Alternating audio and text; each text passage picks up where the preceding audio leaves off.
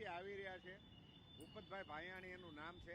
આમ આદમી પાર્ટીના વિસાવદરના ભૂતપૂર્વ ધારાસભ્ય ભૂપત ભાયાણી જ્યારે ચૂંટાયા ત્યારે તો આમ આદમી પાર્ટીમાં હતા, પરંતુ પછી એમનો આમ આદમી પાર્ટીથી મોહભંગ થયો અને ત્યારબાદ ભારતીય જનતા પાર્ટીમાં ઔપચારિક રીતે હજુ સુધી જોડાયા નથી, પરંતુ એમનું મન એ ભારતીય જનતા પાર્ટી બાજુ જ જઈ રહ્યું છે અને સંકેતો પણ એવું કહી રહ્યા છે કે ભૂપત ભાયાણી ભાજપમાં પાછા જોડાશે।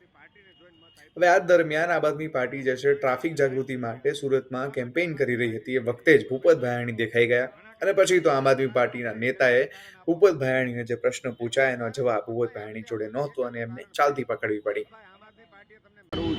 અહીંયા એક વ્યક્તિ આવી રહ્યા છે, ભૂપતભાઈ ભાયાણી એનું નામ છે। આમ આદમી પાર્ટીના ધારાસભ્ય હતા, પરંતુ હવે એ આમ આદમી પાર્ટી છોડીને ભાજપમાં ચાલ્યા ગયા છે। ભૂપતભાઈને હું પૂછીશ કે ભૂપતભાઈ, તમે શા માટે આમ આદમી પાર્ટી છોડી દીધી? આમ આદમી પાર્ટી આવડું મોટું તમને પદ આપ્યું, ધારાસભ્ય બનાવ્યા અને તમે આમ આદમી પાર્ટીને છોડીને ચાલ્યા ગયા। આમ આદમી પાર્ટી સાથે આવું તમારે ન કરવું જોઈએ।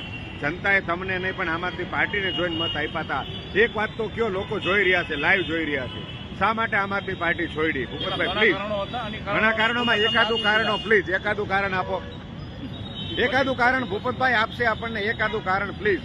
ભૂપતભાઈ, આમ આદમી પાર્ટીએ તમને મેન્ડેટ આપ્યું, તમે ખૂબ કીધું હતું મને તમે મેન્ડેટ મને આપો, મને ટિકિટ આપો, હું પાર્ટી સાથે જોડાઈને રહીશ, હું જીતીને બતાવીશ, પાર્ટીને મજબૂત બનાવીશ, પણ શા માટે તમે ભાજપમાં વયા ગયા? મારે તમને પૂછવા માંગુ છું, એક મિત્ર તરીકે પૂછવા માંગુ છું। તમારી ટિકિટની ભલામણ મેં ખુદ કરી હતી, તમને ખબર છે, તો હું ખાસ તમને એટલે પૂછવા માંગુ છું, શું કારણ હતું કે આમ આદમી પાર્ટી છોડીને તમારે ભાજપમાં જવું પડ્યું? પ્લીઝ, આટલી વિનંતી, આનો જવાબ આપવા માટે એક વિનંતી કરું છું ભૂપતભાઈ આપને ખાસ, પ્લીઝ પ્લીઝ પ્લીઝ ભૂપતભાઈ, બોલો બોલો બોલો બોલો।